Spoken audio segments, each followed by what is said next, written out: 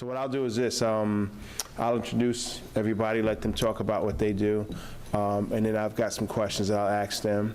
And when you have if you have questions, just step forward to the mic and ask the questions. Just signal me, and I'll ask you to step forward, and then we'll get going that way and try to get some type of, I guess, interchange between us. And so whatever ideas you have, don't be afraid to ask. Okay, the only bad question is a question that is not asked, okay? So, and just look at it like this, if you got something you want to ask, maybe the next guy who's here, who might be going through something similar, might be able to learn, and so we can all get going and all develop, and it could be something that these great people, starting with Tracy Buckley of, is it Community Lift? No, River City Capital. Okay. We got Jim Wilder. He's with the Lift organization, which was... Communities Unlimited. Okay, Communities Unlimited. I got my Community Lift and my lifts kind of mixed up. Okay, we got Ms. McCoo. You tell us about, who you are and what you guys do. Wow. Well, hi. I am Lavita McCoo, and I'm with Solomon and Abrams, and what we are is a financial firm. So we help people with credit enhancement, entrepreneurship, startups, as well as we can commercial real estate and as well as personal.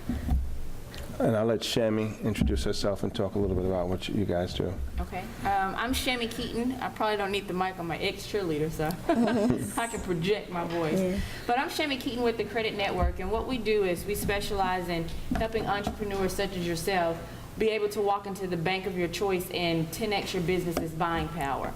So we specialize in obtaining, and sort of like Lavita, in maintaining and empowering and enriching your personal credit, but to also take that into obtaining business credit, starting with Dun & Bradstreet. All right, hey, Jim, if you can, tell us about what you guys do. I'm Jim Wilder with Communities Unlimited, and we're a business consulting firm. We provide one-on-one management consulting services, and to partner with that, we also have a loan fund. We're a micro lender, a CDFI, and we make loans up to $50,000.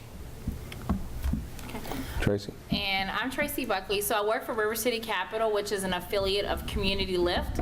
And to piggyback what off Jim says, we are a CDFI as well, which is a community development financial institution. We have a loan fund that goes up to $100,000. We work with new businesses, nonprofits, startups, private sector, public sector, but we only lend in 3 target neighborhoods because we lend from a redeveloping neighborhood standpoint. So we're going to focus in areas of Soulsville, South Memphis down to the river, all of Binghamton, Broad Avenue, and the Heights, and then all of Fraser for new businesses and businesses that are already there. Or if you're a community development corporation or a charter school within their first 5 years of operation, we will go the full footprint of Memphis.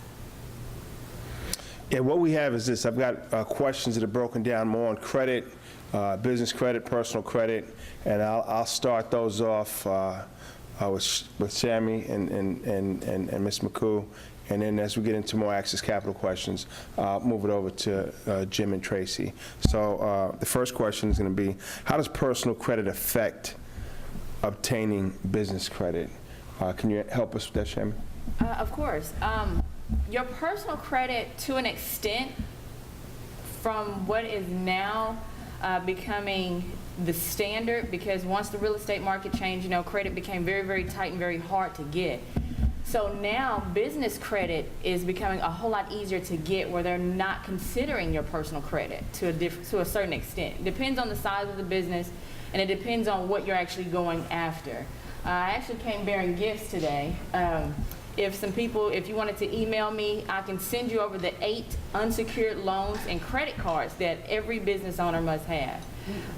So I'll send that to you, and that helps you obtain your business credit, because you can obtain that within 6 months, up to, I believe it's $100,000. Ms. McCool? Very good. That's good information, Shami. Well, with me having a financial background as far as through banking and being a program manager for credit unions and these big banks we see every day, and having them refer their clients to me when you come in and can't get a business loan, your personal credit affects everything.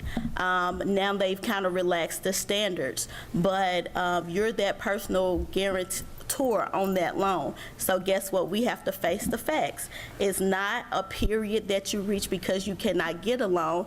We just have to have our personal credit in order so that we can show ourselves having character when it comes time for that big bank or that credit union to trust you to get that loan. So we help with those issues. A lot of people, business owners included, do not understand just if you have a social security number, you have a credit score, and we ignore those things when we have to go and see Tracy and Jim.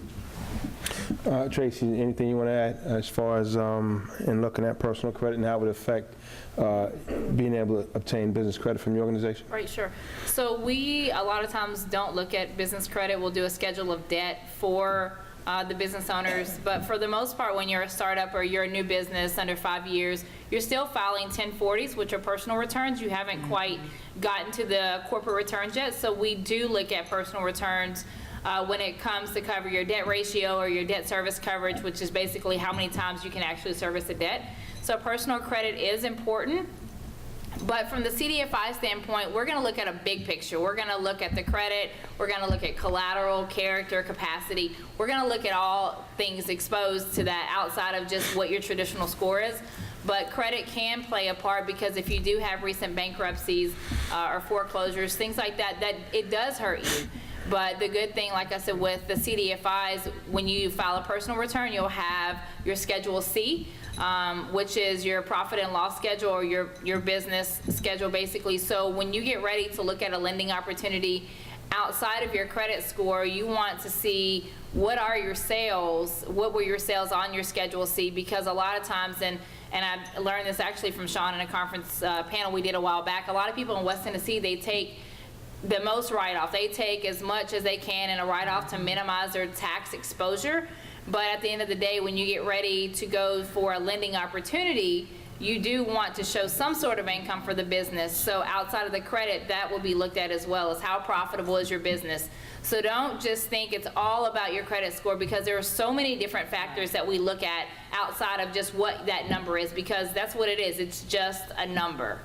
So a lot of things, please keep in mind, a lot of different things take into play when you are a small business owner and you are trying to be profitable. Second question is business credit scored the same as personal credit? Shami, can you start that off?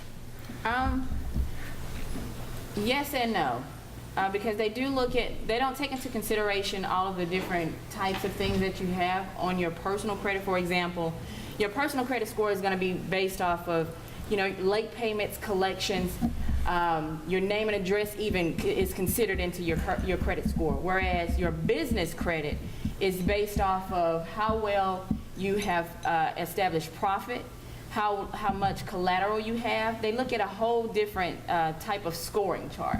And it's probably a whole lot more difficult to explain than what I have time to here. Okay. So I'll just kind of leave it general like that and just say there's a lot of more things that with personal credit that they don't take into consideration for your business. Okay. As far as, and just to elaborate a little more on that, would it be safe for them to walk away and say that a pretty strong personal credit score, FICO score, would be the benchmark or the foundation for walking into a possible credit relationship with a bank Okay. or a lender of some sort? Well, let me give you a real life example. I had one client who, such as myself, was a small business owner. However, they were very, very profitable. We're talking $500,000 business. And what that client was unable to do was they were unable to what we call leverage their profit. So, oh, okay, sorry. So a real life example, I had one client who had a $500,000 business. And what they were unable to do was what we call leverage their profit. keep more profit in your pocket. That's the program that we have. And what that means is basically that client, wherever they went to do business, they had to use their money. They were the personal guarantor on everything. Well, as a business owner, you also take the liability of anything that goes on in your business. So what we were able to do for that client was we were able to take them into the bank. Matter of fact, it was Capital One. We took them into the Capital One of their choice, and we established a loan for them based off of their personal credit. But we were able to take that loan and borrow against it. So let's say in this example, I won't give a real life example of how much it was, but let's just say for here, it was $10,000. Well, they walked out of the bank with $20,000 available to them. So they were able to put that original 10 back into their pocket and just use the bank's money. Does that make sense?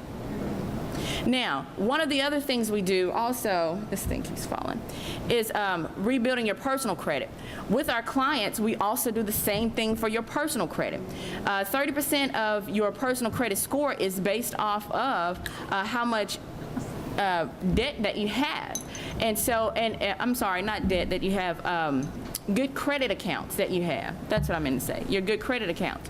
So if you have nothing but negative things on your credit report, then you gotta go somewhere to get it established for good credit. Now, the place you go is somewhere that offers secured, which means using your money. So in that example, we use the client's money to get something secured to establish business credit for them as well. So you do the same thing for your personal credit, and it works wonders. It does. So that's why, I answered in the first question that, sometimes it's not looked at as much, your credit score is not looked at as much. Take you maybe 6 months. If you do something secured, you'll get business credit real easy. You wanna add I something? can interject on that. Shannon, you awesome. Make sure y'all get this girl's information. Okay, so the reverse side of that, I had a client who had $1 million running through a bank every year, okay? But could not get $125,000 because of their personal credit. And so after, 30 days, he came to see me 30 days, he went back and got the money, but it plays a big part. So really what we're saying, you need both of us. Right. Okay? As far as the general requirements for small women business enterprises to receive credit and obtain credit, can you start us off with that, Tracy? Our credit requirement is pretty much all the same, whether it's small business or women-owned or minority-owned. We look at the total picture altogether. So we're going to look at credit, we're going to look at collateral capacity, just the 5 C's in general. We don't have a specific guideline for women-owned or minority businesses. It's all together. Okay, let's talk a little bit more about the 5 C's before I go to Jim. Usually it's defined in, like you said, cash flow capacity, collateral, character, it's, and credit. Usually, we're talking about credit, so we can take that out. Let's talk a little bit about cash flow, Tracy, and just define that for the people here.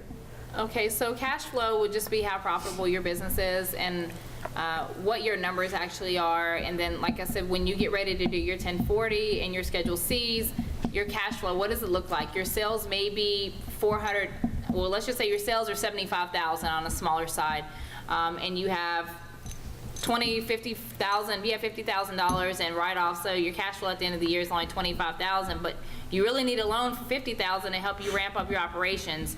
It's going to be really tough because you've written so much off. So you do want to talk to a tax preparer, or you want to talk to whoever your CPA is and let them know when you get ready to file your return that, hey, I'm going to be looking for a lending opportunity in the year to come, so let's not, maybe you don't have as many write-offs as you need or as you wanted to take because you do have to have a lending opportunity. And I guess a good person to answer this might be a little bit better would be Jim, because they work so closely with the businesses when it comes to cash flow management and it comes to projections. So if you want to talk about how important cash flow is for a business, that'd be really good. Yeah, absolutely. Cash is king. Profits are important, but a lot of times there are other things in your business that can eat up your cash. If your inventory is too high, or if your receivables are too high, then you have a lot of your cash tied up in areas that aren't doing you any good. So what we do is we take a look at some industry standards. Say if you're a restaurant, we'll take a look at, industry standards for restaurants say that your inventory ought to be whatever, 20%.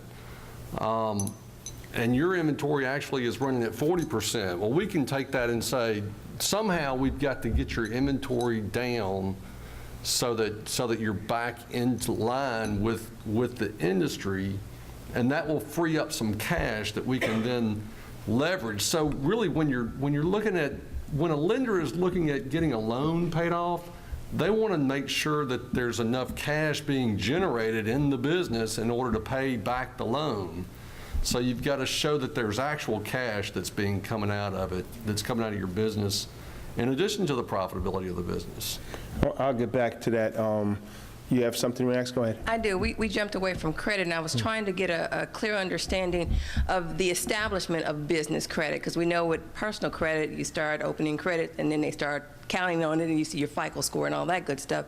But I do understand about Dun & Bradstreet, but how does that get started? And is that when you first register as a particular type of business? Can I get a little feedback on that? Just want to get clear understanding. Sure. What's your name? My name is Tonya Fields. Ms. Fields? Yes. Okay, well, Dun & Bradstreet works very different than Equifax, TransUnion, and Experian. You actually have to subscribe to Dun & Brad, so that costs money. And sometimes, depending on the size of the business, it can cost thousands of dollars. And what you would probably want to do is actually contact Dun & Brad yourself and go through that. Our business, we actually specialize more so in taking your personal credit and then leveraging it to the business side. Now, we do have in-house someone that specializes in the business credit. So, like I said, if you would email me, I definitely could get that information over to you. Yeah. Okay. Well, that makes sense then. Hey, hold on for 1 second. Just to get back to you, with Dun & Bradstreet, you might be able to call and you might be able to get a DUN number, a DNB number, which might be free. And usually you get your Dun & Brad number, like you said, then what you would happen is you would pay to actually have your credit file opened. And then you can have Dun & Brad create a credit file. What's going to happen, what's initially going to start off, and just to back end off what she's talking about, if I'm Joe Supplier, and I've got Mondi Jewelry over here, and I supply jewelry, and she and I have a relationship, it's a credit relationship, what I'm going to do is, without her knowledge, I'm giving her terms of 30 days, and those are called trade terms. So what I'll then do is, I'll take her payment history, and I'll submit it to Dun & Bradstreet. And Dun & Bradstreet's going to want to know that because I have a Dun & Bradstreet a relationship and an account number and a file, and I'm going to let them know everyone I'm doing business with. So whenever they're doing whenever there's an RMA, the Risk Management Association takes businesses and like businesses, they're going to look at my business, and I'm going to compare my business to other businesses, and they're going to want to see, well, what kind of customers is he dealing with? And so her name and a third-party relationship will get out there. So what you'll see is, and you'll hear a banker say, well, your trade credit isn't good. When you hear trade credit, that should be an insight for you to know that someone has been reporting your name to Dun & Bradstreet, even though you don't have a Dun & Bradstreet relationship. So as soon as you hear trade credit, no business, okay? When you hear FICA or Equifax or all the other ones, you know it's personal. I wanted to jump back into cash flow very briefly. Usually, Jim, Tracy, Shami, Ms. McCool, you always hear small businesses, minority-owned businesses, they say, hey, listen, I'm going to take some funding, I'm going to take some cash. I got an idea, I got a concept. First thing they do is they throw money into inventory, put money in inventory, put money into an office, they put money into, fixed obligations. Any strategies very quickly that you can say within 20 words on how do they save cash? How do they preserve cash? And with the preservation of cash, what should they be doing to have cash reflect on their balance sheet to show some form of liquidity? And if you can help me out with that, Jim. And really what I'm saying, guys, is this, okay? And guys, what I'm saying is this, is that, like I said, you guys, minority-owned businesses, my father was an entrepreneur, my mother, first thing we do, I've been an entrepreneur, we go out and get the look, we get the office, we get everything, and we got everything set up, and we got the whole thing. We get some sales guys, and we got some fixed costs out there. And now it's time, where's the money? Where's the money? And then the bank is, oh, well, we need a line of credit. We got this contract. City of Memphis is going to give us this. We need this, X, Y, Z. But when the bankers look at the balance sheet, they say, hey, the cash is spent. There's no cash. Well, once I get the contract, I get some cash. Then they say, well, you don't have any collateral. Well, okay, I got a collateral. I got a couple of cars. I got some land. I got a couple of houses. Well, your credit is poor, so I'm trying to circle into all of that, but I want to talk more about cash flow because a lot of times people have looked at credit as though it's a form of cash and liquidity. And at one time it was, in 05, 06, 07, 08, 850 credit score, you go out and get a Porsche and you get a house at 105% financing, get the house for 100%, get 5% cash at closing, and then refi that and with equity appreciation 6 months later, and then go out and get another house or something. Right, Tracy? Isn't that what you used to do?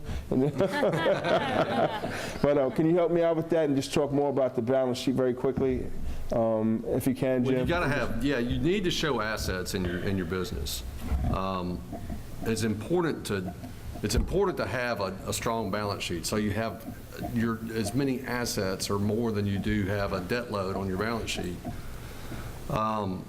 So when you do start up your business, don't go buy the Porsche for your delivery vehicle, and don't go get the fanciest office space that you can find, but grow slow, only spend the money that you need to. Don't buy inventory that you don't know that you can sell, JIT inventory method, just in time, order it as you need it. Preserve cash. Cash is king, so you got to have it. Slow and steady wins the race. Yeah. Sammy, go on. I'm sorry. Go ahead. No, you go Go ahead. I'm going to tag off you. Okay, you are? Okay. I'm the boss. You're the Sammy, boss. please. I'm sorry. I'm Sammy. It's Sammy. Well, what I wanted to do was just add my personal story Yeah. into that example.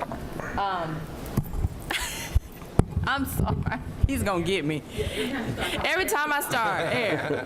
I was just going to just add my personal story into it. Back in 2009, I was looking for a way to make it to $1 million status. That's the best way to put it, right? We're all wanting to start a business and I want $1 million and be a millionaire. I don't care what anybody says, right? Well, in 2009, I had that epiphany. I wanted to also become a millionaire. I'm not there yet, but I'm working on it. And I became a licensee for a national tax franchise. So I purchased Southeast Texas from them, and I opened several offices. Well, the first year, I did extremely well, very, very well. I did so well in the fact that I went and opened 4 more at $1,500 a month per office. That's $18,000 just in rent for one office. Well, then you tackle on top of that, you've got utilities, you need computers, you need people to operate the computers, you need people to answer the phone, you need a phone, you need desk. You get where I'm going with that. So I became very top heavy in my businesses. Well, at the time I was dealing with someone that that did not have my best interest at heart, and I became the new face of domestic violence. And because I could not be in my business failed.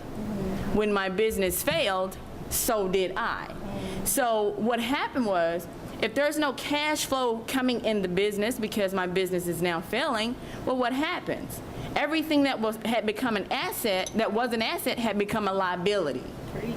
Did y'all get that? Yeah. Anybody here got service-based businesses where you don't have to buy product? It's based off the service exchange. Those of you that's got product, I would follow Jim to a T. Just in time. When I need it, I would buy it. I am so glad and thankful to be able to say that I was able to start over from scratch and rebuild and exceed where I was at my business at that time. But the lessons that I learned from that, I can't stress enough.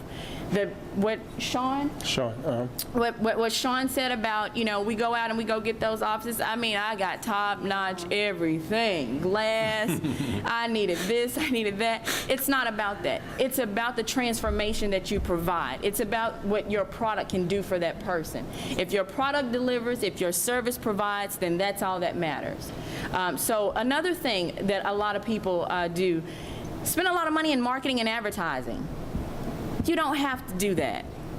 You don't. Again, if your product delivers, your transformation provides, referral, word of mouth, it's going to get out there. Being with personal credit, like I said, I've had both sides. In the tax business, they want to know, did you get them the max back? And was it quick? Being in credit, did she get me some results? And I'll tell you, my best clients came from a referral, did not come from an ad I ran in the paper or a radio or getting, I hope the radio people aren't in here, but, or getting them to come out to my office and do what we call a live remote. I mean, you spend big money up front and then you get very little in return. You have to start with the basics. Your business card, getting out there and networking. And it's not called net sitting, net playing, it's called networking. And I had to learn that. So that was my personal story there. I think you want to. What about you, Lavita? Oh, well. Oh. Yeah, he the boss, he the boss. I'm the boss. But my personal story, I'm a product business as well. And so I had about $10,000 and I leveraged at least $2,000 of that by doing what Shammy said do. Go to a bank, develop a banking relationship, secured loan. And so when I pay that loan off every month and the bankers see me pay it every month, they want to say, hey, what are you doing this? And so you get people involved in what you are doing. I understand why we're like that, because you don't want anybody to kill your dream, but you want people involved. And so when I get product and then I save money in the bank, I just play like it's not even there, okay? And so I'm building my credit, I have cash flow, and if push comes to shove, I'll have $2,000 in asset if don't nobody buy nothing. So I can just build off that. So we have to make our money work for us. You should never use your money just once. And so that's really the basis of building banking relationships. Credit unions are so awesome. They'll give you $500 and you learn how to maximize that $500.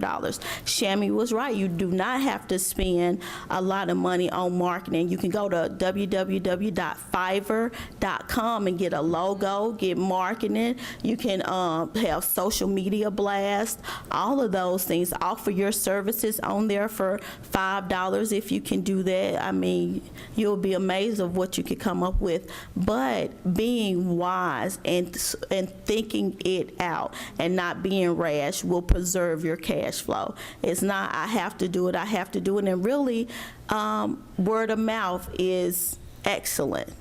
Okay, so. Is that F-I-V-E-R? R, 2 R's. And let me add another .com. website. Sure, real quick. go ahead.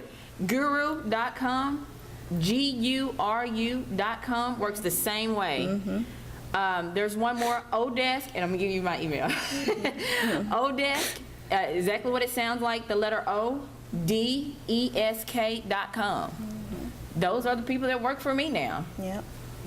My admin assistant, she's in Virginia, but I have an executive coordinator that helps me coordinate everything, because you want somebody close to you that you can, see. But with technology, you've got Skype, you've got, help me out, guys. FaceTime, Skype, all these other different technology-based services that you can have. You don't need an office full of people. And it's a virtual system right there. I don't mean to give a shameless shout out. But I mean, one of the best in the city, actually, and no one knows about That's it. a It's just good word of thing. mouth. Yeah, Katrina, Kim, okay. Hey. My email, can I do that real quick? Yeah. Send it, I'll give you this one. Send it to Shammy, and that's SHAMI, Fix, FIX, FICO, Shammy Fix My FICO @gmail.com. That's an easy one. Sounds good. Hey, next question. I want to keep this moving, and hopefully you guys are writing this down. But the big thing is this, okay? I got to ask this question. You're in Memphis, and you drive anywhere on Germantown Parkway in any neighborhood in Memphis, you're going to see credit repair. You're going to see the little things, the little placards in the grass, the signs. I think we Credit both- repair. I mean, so when it comes down to it, what does credit repair really mean, and what is the process of repairing credit? Okay? And if you can, again, Shammy, start us off. Okay, what does credit repair really mean? By law, any person that's engaging in helping you reestablish or fix your credit, they're considered a credit service organization. We are governed by some laws, just like federal institutions, just like I'm sure Tracy and Jim have to fall under guidelines. One of the main ones that we have is what's called the Credit Repair Organization Act, CROA. What that states is nobody can charge you for your credit repair up front. We have to perform first and then collect. Now, everybody looked at me like, what? Because you have to keep in mind who we're dealing with. We're dealing with people that have issues with their credit. So obviously something went wrong somewhere. So as a business, we do have to establish those parameters to ensure that we will be compensated for our services. Now, what is credit repair? Credit repair is basically when you pull your credit reports and you look at the errors. Even if it's yours, the Fair Debt Collection Practices Act, and I'm not practicing law, there is something that's called licensed practice of law, and that's not what I'm doing. Not the Fair Debt Collection Practices Act, it's called the Fair Credit Reporting Act. It states that anything on your credit report must be three things, and you want to write this down. It must be 100% accurate, and accuracy means word for word, letter for letter, number for number. It must be 100% verifiable. It cannot be on your credit report and just say late payment. Can't be on your credit report and say collection. It has to say the credit network, you owe us $500, you were late in July 21st. It has to be specifically, okay? 100% verifiable. And the third thing is that it has to be reporting timely, which means that two things. If anything is on your credit report, it's negative. You ever heard of in 7 years it's supposed to fall off? 10 years, anything public record. Well, sometimes I've seen things such as a collection be on there for 15 years. I had one lady had a foreclosure from 1995, still on her credit report in like 2014. So you need to check for those inaccuracies. So anything that's inaccurate, erroneous, unverified but not reporting timely, those things can be challenged through a process called disputing. Now, here's something, and I don't know if Lavita's gonna kick me under the table for this, but I always advise my clients who either use one of our products called the Credit Edge, it's called like a do-it-together kind of thing, kind of like do-it-yourself, but I advise you not to dispute online. Here's why. The credit bureaus have what they call an e-Oscar system. When you send your dispute in, it's going to be automatically coded. And when people say it's not mine, that is going to get you 0 results, not 95% of the time. If you get 5% in there, congratulations, good luck to you. But the other 95% is going to come back and say that's erroneous. It's yours. Prove to us that it's not yours. Well, now you've just shifted the dispute process. The dispute process is set up for the credit bureaus to make the creditors, they are the ones that's supposed to verify and prove to you that it's supposed to be on your credit report. When they cannot prove it, it's then deleted. And it should be deleted permanently. It cannot be reinserted without following a specific process to be reinserted. And I think that's first point. Yeah, I mean, you did. I mean, kind of go into that again. I mean, if I'm online, I get online and say, okay, cool, this is not, 420 credit is not my credit. Okay. It's 500 credit, but not 420. How do I get all of this stuff off if I'm doing it online? I punch it in. Now I give them the upper hand where they're saying, okay, now I have to prove it. How should I do it then? Should I send it in writing? Absolutely. Okay. Here, again, just email me and in the subject line, give me the free stuff. Because I'll send you all this stuff. This is what I give my clients for free up front, whether they become a client or not.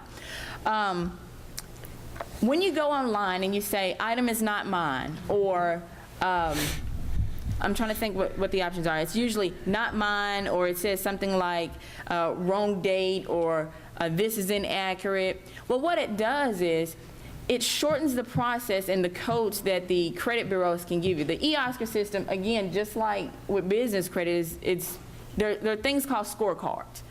And it would take much longer than what the little card she gave me to go into detail. But here's the important thing that you need to know.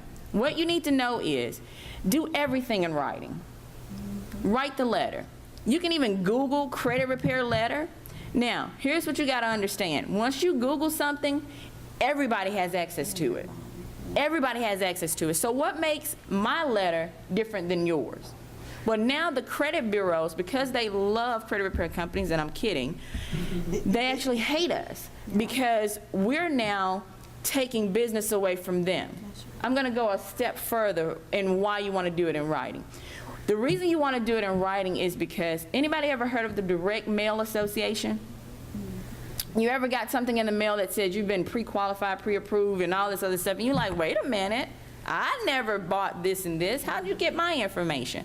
Well, they got it from the credit bureaus. The credit bureaus sell your personal information to the Direct Mail Association. And so when you hire a credit repair organization, or credit service organization is what we like to be called, when you hire us to fix those inaccuracies, you've now taken your value down with the credit bureaus. So now your file is not worth somebody who's got all this extra stuff on there to the Direct Mail Association. So when you do it in writing, not only do you have a paper trail, but you also can make sure that you keep your value of your file to a minimum. Whereas online, it's just, you're going to be flagged. Okay. Levita, can you add to that? Yeah. And so the other thing is, like, if you have medical bills, if a collection, they go to collections. I tell my people, and don't look at me and do not write this down and do not record this, not to.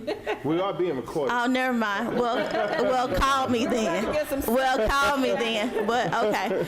But you need to really look at that, because these people do not have your signature, and the credit agencies your creditors must provide you with your original documents, signed documents on for whatever you got with them. If they cannot provide that within the specified time, then it must be deleted. Most of us do not know that, because why? I would love for you to have a poor credit score if I was a banker, because I'm gonna charge you high interest fees. Right. I would love to give you 27% on a car, and I know that you need this car and you're going to pay this bill. So knowing what's on your credit, and when I say anything can come off your credit, anything can come off your credit. When they say your bankruptcy has to stay on there, your all these public records have to stay on there from 7 to 10 years, that is not a law at all. That is the Kool-Aid that we have drank. Hey, well, let me ask you something. Let me ask you two guys this. I mean, I don't know what anybody's credit is like, but I've heard stories from some of my clients. They walk in and sit down at these credit service organizations, and the next thing they know, the guy's saying, hey, $1,500 up front, and then we'll get this off, and then $2,500 this day, and then we'll get a few things off, and then $5,000 at the end of 6 months. What should someone expect, a business owner, what should they expect when they sit down with a credit service organization like yours? I mean, what is that? I mean, we know what you just described, what the credit process is of removing bad credit or helping with that issue, but what should they expect when they sit down with you? Because I just heard you say that, the CROA says that no one should be paying anything up front. So how does it look? They come in, they sit down in your office, and then what happens? Okay, well, The beautiful thing about being a small business owner and being in the United States is that it's a free enterprise world. So as far as the fee goes, I can't put a value on someone's transformation they provide. I can't tell you that your book is worth $10. Your book may provide a transformation that's worth thousands of dollars. So I can't tell you that. But what I can say is what we do, everybody that calls us doesn't become a client. That's key number one. If you run into a business that they take on everybody just because they want the money, that's somebody that you probably not want to do business with. You may want to ask, what is the process of becoming a client with you? With our clients, we go through 4 steps. The first step is an introductory session. We want to make sure that it's kind of like the blind date. I want to make sure that you're a good fit. Are you a good fit for us? Because we want to know that we're a good fit for you. We may not be a good fit for you. Credit repair or restoration, this industry is so funny because you drive down the street and it says erase bad credit, $99. Fix your credit, $250. Sorry, y'all.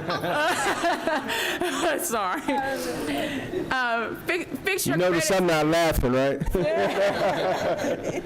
Well, the deal with that is that that may be a great value for them.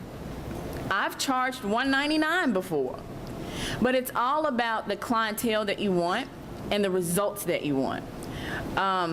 My business, we were based in Texas when I was rolling out to 14 states, 250 locations nationwide at the time. We were registered with the Secretary of State of Texas. We were licensed and bonded, and we were in the process of getting $1 million errors and omission insurance. Somebody that's fluky off the street, and I had the street signs up too, but mine didn't have a dollar number on it. They're not going to go to that extent. I've got certifications. You Google me, you're going to see my face and everything probably about me and my business. Some of those people you aren't going to find like that. So a legitimate credit service organization, they're going to want to know more about you and your needs. Can we really help you? It's not going to be about, okay, well, how soon can you pay me? Does that make sense? Yeah, Lavita, can you step in real quick, and then I want to try to get us wrapped up. Yeah, of I know course. we've got some time constraints over there. Like, we'll pay Lexington Law $100, sight unseen, a month. That's $1,200 a month. Okay, but you can come and sit in someone's office local. So make sure they have an office. Make sure, just like Shami said, you Google them.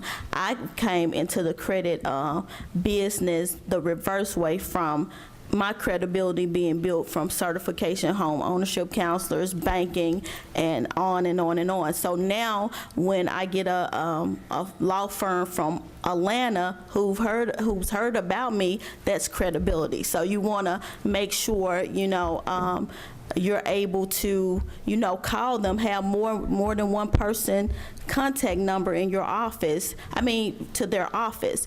And you want to make sure that you're comfortable. When you sit down with them, you want to make sure, okay, I'm trusting these people. I see shredders. I see file cabinets. I see files and stamps and computers and things like that that establishes stability for a business. The other thing is, if they offer payment plans, if they're really looking to your future, how long will this process take? Being realistic. For me, as far as what to charge for credit repair, a lot of people say, Vita, you're so inexpensive. But I have to tell them, this is a 50-50 thing. So when we dispute the first time, what if things don't come off? So then the second time, then you ought to see some kind of results, and then you should be a part of the credit game plan yourself. And, oh, she fixing my credit, I can go do this, I can not pay a bill, No, that's not how it goes. You have to be involved in the process. And that counselor has to tell you what your involvement is. Okay? Okay, sounds great. Hey, I want to get close to wrapping it up, actually wrap it up. But for Tracy and Jim, I want to ask, how many years does a business have to be in operation before obtaining credit? You hear a lot of different things. You hear some people say, oh, if you're in business for a year, you can go out and get credit. You can hear other people say, if you've got good credit and you've got a little bit of cash flow, all you need is 2 years, you know. What is it like for you guys at River City Capital, Tracy? I mean, we look at personal credit, so if you don't have business credit yet, that's okay, because we're going to go off the personal return. But if you do have business credit that's not populating yet, once again, we do a schedule of debt. So you'll just list anything that's on, under the business name. So for us, you could be in business 1 day or 10 years. It's just going to depend on your personal credit or your schedule of debt. But do you have a written criteria where it says, hey, Mondi has to be in business for 2 years, and then we'll make an exception to what we see in her financial documentation, or how does that work? Or is that just general, anybody? No, everything is voted on at credit committee, so there's no hard and fast rule. It could be 1 year, it could be 10 days, it just depends. The projections, the guarantor, the collateral, once again, all those 5 Cs come into play. So there's no hard and fast rule for us how long they have to be in business. Okay. Jim, what about you? What are you seeing as a business consultant? Is it something, because I know you deal with not only just the CDFIs, which your organization is a part of, but you also deal with some of the major banks in town also. Right, yeah, we do a lot of loan packaging also for larger companies to be able to get loans at, a traditional bank. But like Tracy said, we do startup loans, but and we base it on personal credit and personal collateral in order to guarantee the loan. But being a CDFI, and this is true for all of us CDFIs, we have a lot more play with being creative and trying to make a loan than, say, a traditional bank does.